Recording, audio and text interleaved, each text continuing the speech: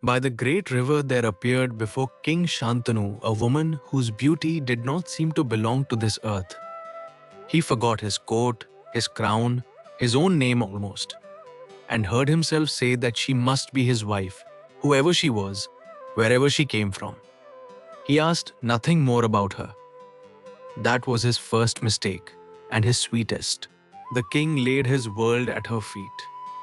Kingdom, treasure, life itself if she wished it. He was not a young fool. He was a great ruler in his prime. And that is exactly what made the sight so strange. A man with everything, begging as if he had nothing. She agreed, on her own terms. Never ask my name or my past. Never forbid me anything I choose to do, good or ill. Never speak one harsh word to me. The day you break this, I walk away, and no power will hold me. Shantanu, drowning in her eyes, swore to it all, and for a time, no king on earth was happier. She was gentle, gracious, steady in her love, and the palace seemed to hold summer in every season. Years slipped past the two of them the way water slips past a swimmer, unnoticed, unmeasured, warm. Then the children came, and with each one, the same unthinkable scene. The queen would carry her newborn down to the Ganga in the dark, lower the small body into the current, and let the river take it. Then she would walk back to the palace, smiling, serene, as if returning from a temple. Shantanu watched it happen and said nothing. His promise stood between him and his own screaming heart. Who was she? What was she? A goddess? A demoness? A madwoman? He did not know. He only knew that one displeasing word would end everything, and he could not bear to lose her. 7 times a child was born to them. 7 times the river received it. The king aged more in those years than in all his wars. A man splitting slowly in two, husband on one side, father on the other. His silence costing him a piece of his soul each time.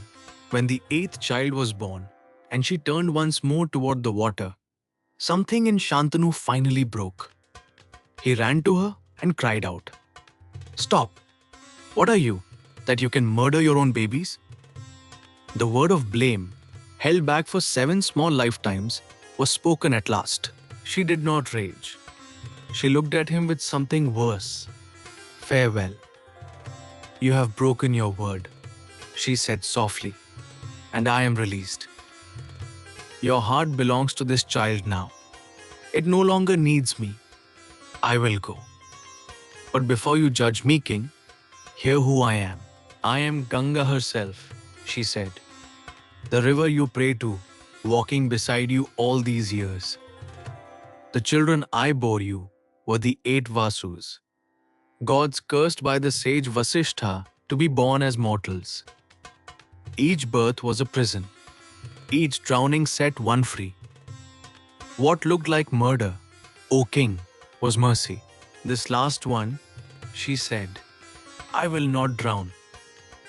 The curse asks a different price of him. Let me raise him for a while. I will return him to you, a gift worthy of a king." Then goddess and child dissolved into the morning mist above the water, and Shantanu stood alone on the bank of his own grief. That 8th child would one day be called Bhishma, a name the whole world would learn to say with awe. But pause and ask the stranger question. How does a goddess come to owe 8 gods their freedom? For that, the story steps back to a hermitage high in the mountains. The 8 Vasus, radiant sky gods, once came holidaying with their wives to the mountain forest where the sage Vasishtha kept his hermitage. Grazing there was Nandini, the sage's wondrous cow, a creature so beautiful that even immortals stopped to stare. One of the wives could not look away. She begged her husband to take the cow for a dear friend of hers in the mortal world. He resisted. What use have deathless gods for milk that grants immortality? And why anger Vasishta for a whim? But her wish pressed harder than his caution. And at last, the Vasus gave in. Together they led Nandini and her calf away while the sage was gone. But nothing stays hidden from a man whose wealth is austerity. Vasishtha returned, found his companions of ritual missing, saw the theft by inner sight, and in one flash of anger, cursed all 8 Vasus to be born as mortals.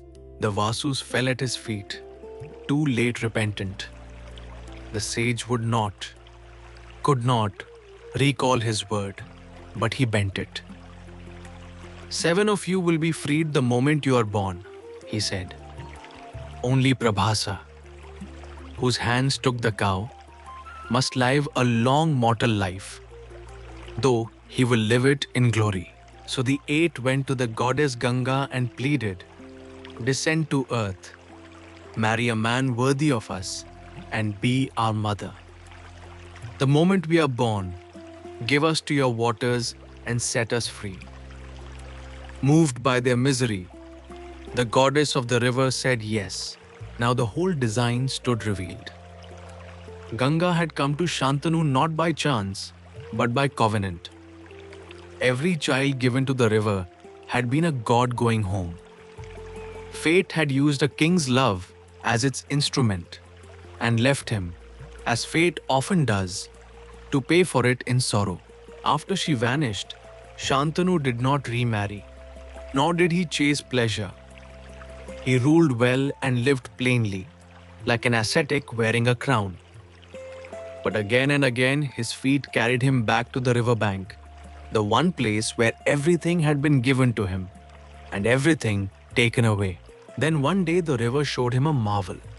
A boy, beautiful as the king of the gods, playing at the flood's edge. And his game was to dam the raging Ganga with a lattice of arrows, loosed so fast and true that the mighty river paused like an indulgent mother. Shantanu stood rooted, his heart hammering with a hope he dared not name. The waters parted, and Ganga rose before him with the boy. "This is your son Devavrata," she said, "your 8th. Vasishta has taught him the Vedas. In arms, he stands equal to Parsurma. In statecraft, he has no master left. Take home your heir." She blessed the boy and was gone. Shantanu rode back with the prince at his side, never guessing what that son would one day give up for him.